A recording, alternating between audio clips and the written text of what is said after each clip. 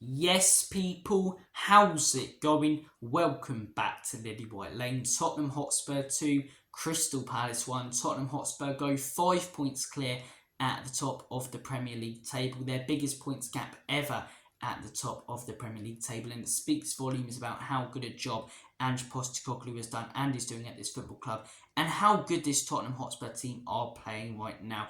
Another really professional performance tonight for Tottenham Hotspur. A game that, apart from those last few minutes, Spurs controlled. A game in which Tottenham Hotspur took their chances. And another game where Tottenham Hotspur come out of it with all 3 points. It is not an easy place to go. Yes, Crystal Palace lost 4-0 last weekend against Newcastle, but that is away against Newcastle. And look at some of the teams that have gone to St James's Park and been absolutely panned. Top quality teams like PSG, who won 3-0 in the week against AC Milan, lost 4-1 at St James's Park.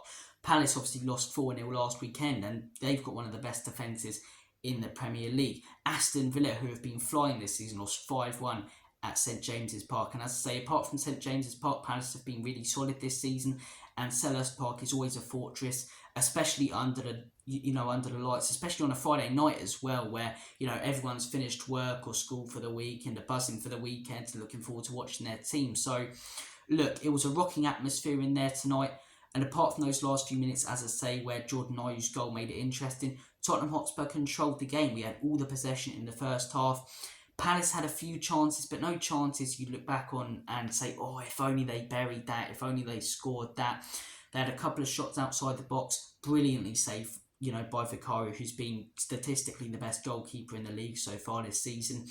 And yeah, Tottenham Hotspur had all of the ball in the first half, but we weren't doing enough with it, to be honest. We weren't really creating opportunities. We got forward a couple of times, but Richarlison lost it a couple of times. Pape Matar obviously, had the chance where he could have shot or played in a pass to Son where he probably would have scored, but he fell over his own feet.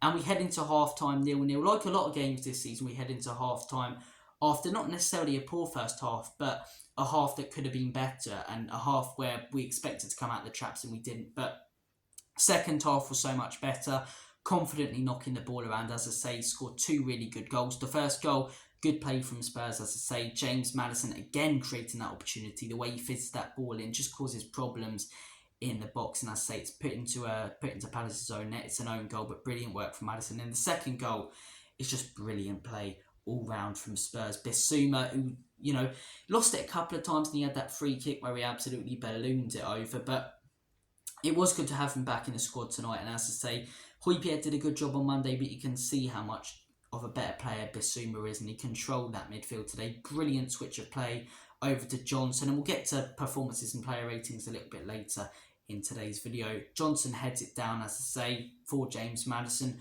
Superb from James Maddison again, passes it between the two Crystal Palace defenders. Johnson to Heung-min Son. He has to start now the next game, Brennan Johnson, after that performance. But Son, as I say, that man's on fire. He's not missing that. And yeah, Tottenham Hotspur take a 2-point lead. And a 2-point lead, we've got a 5-point lead at the top of the table. But Spurs take a 2-goal lead in this game.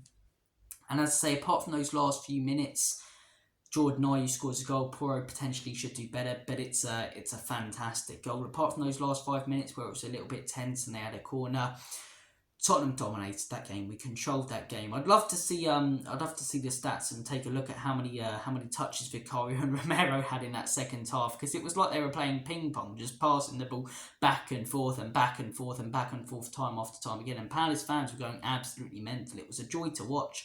This Spurs team almost play like Manchester City, just look so comfortable on the ball and almost look at it like, yeah, we've got a 2-0 lead, just take it and go home. As I say, it didn't end up that way. Crystal Palace got their goal back and we don't get the clean sheet, and you can see how frustrated our defence was and Vicario was. But yeah, really controlled that game, really dominated it. As I say, it took a really good finish to break us down, and another professional performance and another 3 points that takes Tottenham Hotspur 5 clear at the top of the table. Obviously other teams haven't played yet, but will that be a mental burden for other teams? Will Arsenal be looking at that game tomorrow as a more important one, going, actually, shit, we need to win. Look at this Spurs team, they're flying right now. Will Manchester City be looking at that Manchester derby going, we could be 5 points behind the league leaders by the end of this weekend? They're going to look at it as a more important game. So are Arsenal, as I say. And we're causing problems. We're causing opposition fans to be frustrated. They're getting worried about this Spurs team, scared about what this Spurs team can achieve. And do I think Tottenham Hotspur can win this Premier League or contend for this Premier League? No. Do I think we can in a few years? Yes. I think Andrew's a fantastic manager. I think our first team's good enough to, but I just don't think we have the quality and depth. And the drop-off if a Romero or VDV get injured and you have to bring in someone such as Ashley Phillips who isn't ready, or Eric Dyer who we know all about, it's substantial. And even going forward, and you look at some of the wing backs, Ben Davies, he wasn't terrible today, but nowhere near the level of what Udogie normally is. If Poro gets injured, Royale, do I really trust him in there? Probably not. So, look, I think the drop off will be quite huge if we pick up some injuries. So we need to avoid those. Do I think we can win the league or contend for it? As I say, I don't believe so, because I can't see us going the whole season. We've got less of a chance of picking up injuries than other teams because we've got no Europe and no Carabao Cup. But I struggle to see us going a whole season without getting at least one top player injured. And I think that one top player gets injured, whether it be one of our centre-backs, Maddison or Son, I think we could drop right off. But as I say, do I think we can get top four? Yes, I think top four is very achievable, which before the season you were looking at top four as almost impossible for Tottenham Hotspur. Most people were predicting us mid-table. I was one of the only ones who predicted us, to get even a Europa League spot, and I got slated for that at the time. But as I say, I think we will get top four right now. I can't see a better team than us, Liverpool, Manchester City or Arsenal. Another reason I do think that this Tottenham Hotspur team probably won't be able to contend or win the league is because, yes, this team do have a lot more bottle than previous ones. We showed it tonight by getting that result and holding on those last few minutes in at Luton. But the one thing is, we haven't been in the title race for years. This team hasn't been in the title race. They're a young team. Could something similar happen to us as it did to Arsenal last season, when you consider there's a lot of young players in this team? We haven't been in, or this team haven't been in this predicament. I think it potentially could. But as I say, let's enjoy being top of the league. Let's, cheer about being top of the league and sing we're top of the league and 5 points clear. We're Tottenham Hotspur, we're top of the league. Let's chant those songs and don't let anyone tell us that we can't, because we're enjoying it as fans after the absolute hellhole of a season we had to witness last season. It was crap. It was absolutely horrendous. And the season beforehand, in the horrendous defensive football and some of the results, the 6-1 against Newcastle, the 3-1 against Brentford, and just changing this team around, man. He's getting us all excited, playing beautiful football. And any fan who wants to believe or believes that we're going to win the league, fair play to you. Let them dream. Let these Spurs fans dream. Don't let anyone tell you otherwise. We're going to win the league if you believe we are. But personally, I don't think we will. I don't think we have enough depth or quality in depth. But as I say, if Levy backs Ange, and it's a big if, in January and next summer, could we have a team next season that can go for the league?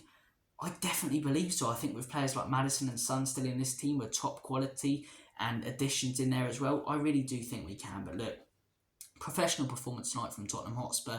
Really, really happy with that. We've gone through the game. We've gone through, obviously, the big talking point that everyone wants to talk about right now. Can Tottenham win the league or get top four? Let's delve into the player ratings. We're going to start off with Vicario. I'm going to give Vicario an 8 tonight. I think, he didn't put a foot wrong. He made some big saves. As I say, I know Palace scored towards the end, but if they take the lead with that shot from outside the box, I believe it was Edouard, he gets down to it so well and then grabs hold of it. Brilliant from Vicario. And as I say, he didn't put a foot wrong with his passing. Played some creative passes tonight. Really, really looked comfortable with the ball at his feet. I'm going to give him an 8. Made some crucial saves that if he didn't make them, similar to the Fulham game, it could have been a very different game. And yeah, Vicario, really, really good tonight. Left back, Ben Davies. We'll do the starting lineup, then go on to the subs. I think you could see the drop off from Udogie. As I say, he wasn't horrific, but nowhere near the level. I'm going to give Davies a 6. Centre-back partnership, Romero and Mickey van den Ven. I'm going to give them both. Should I give them both 8s? Do you know what? I'm going to give them both 9s. I don't think they put a foot wrong tonight. I thought the goals are brilliant striking. If you're going to blame anyone, you blame Poro a little bit, who I actually thought had a good performance as well. But I thought Mickey and Romero didn't put a foot wrong tonight. They put in some big aggressive tackles. As I say, every tackle they put in worked. Their positioning was fantastic. Some huge moments in that game. I remember Palace had a really, really good ball in towards the end of that game. We were still 2-0 up at the time, and as I say, if they bring it back to 2-1 in the 80th minute and not the 93rd, then maybe it's a different game. As I say, in the 80th minute or something around there, Palace have a really good free kick. Romero heads over, crucial bit of defending. Another one, Palace almost in, play a brilliant ball. Mickey van den Ven sticks a leg out, and if he doesn't do that, it's 2-1 earlier in the game. We've got, not just a tense few minutes, we've got a tense 10 minutes, and maybe the result would have been different. So look, I thought both were brilliant tonight. I'm going to give them both 9s. I really am. And people go, 9s, that's almost perfect performance. I'm not sure what much they could have done better. They're centre-backs, so if they scored, I'll probably give them a 10. But as I say, I'm not sure what much more they could have done tonight. I thought both were brilliant. So 9 for Mickey and 9 for Romero. What a quality centre-back partnership we do have in there. Right back, Pedro Porro, look, slightly at fault for the goal. I think maybe he jumps too early and he should watch it and just stay with his man, Ayew. But apart from that, he also makes a huge... It's not a block, he doesn't block the ball, but he blocks the shot almost. And, if he doesn't do that towards the end with that Palace chance, as I say, which is skied over, maybe they equalise. So Porro almost redeemed himself for that. I thought it was a good performance tonight from Porro. I thought he looked really confident going forward, created some really good passes. As I say, his link-up play on that right-hand side with Kulu is fantastic.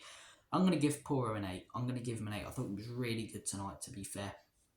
And as I say, even the goal, which you could blame him for a little bit, there's questions there about handball. Midfield, Bissouma. I'm going to give Bissouma a 7. I thought there were things he could have done better tonight. I thought at times he got a little bit too calm on the ball, if you know what I mean, where he tried to control it, a little bit too much, and as I say, calmed it down too much and lost it. And obviously he had that ballooned over free kick. But he also did a lot of good things, as I say. A lot of his turns, as I say, the switch of play, which led to our second goal.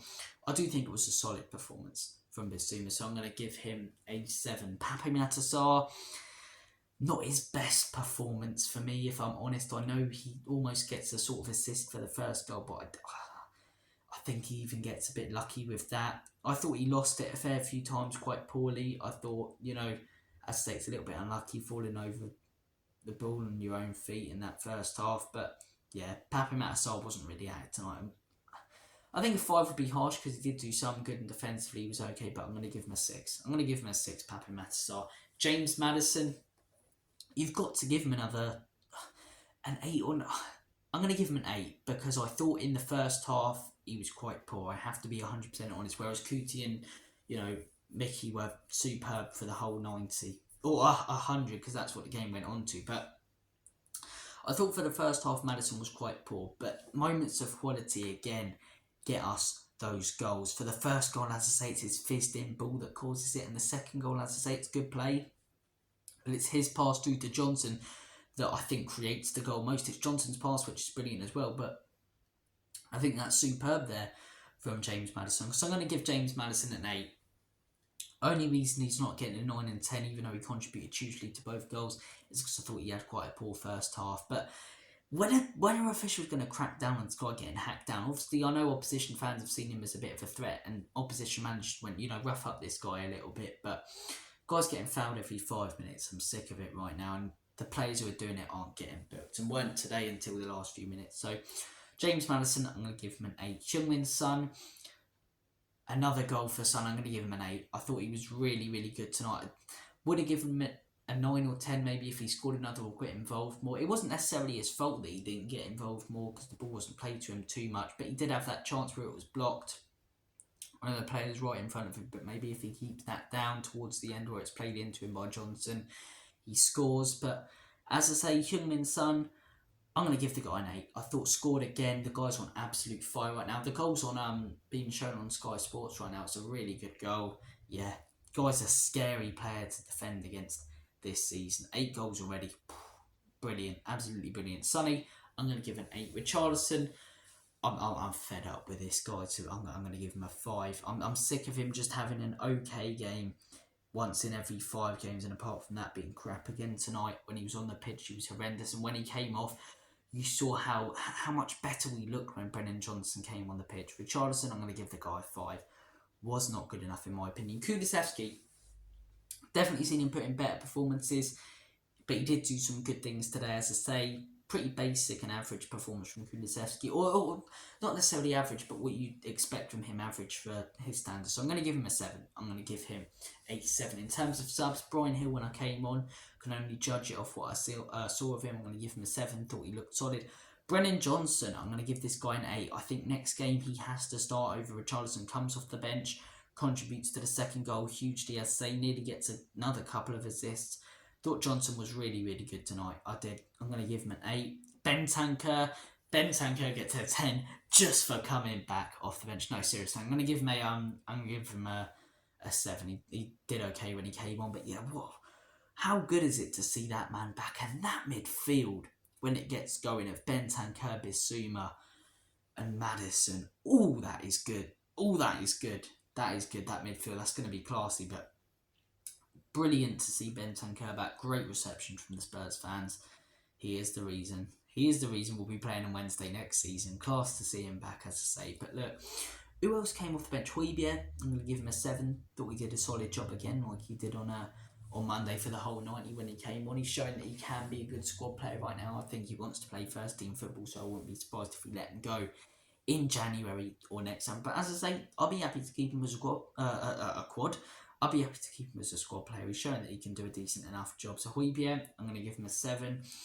I'm trying to think of other subs. Emerson, I'm going to give a 7. I thought he did okay when he came on. I think that's all of our subs. To say. But look, another professional performance from Spurs. 5 points clear at the top. Opposition fans still crying. Keep crying, lads. Keep crying. We're brilliant at the minute, and it's night and day when you watch this team compared to the one that we were watching as fans last season. All aboard the Ange train. Long may it continue. Thank you for watching this video. You guys are bloody legends. Make sure to smash that subscribe button, hit the like button, and tap the notification bell. All of those buttons hugely help us out in the algorithm. And as always, Comedy Spurs, Nick and Levy out. In Big Ange, we trust. We are top of the league. Say we are top of the league. Come on, Spurs.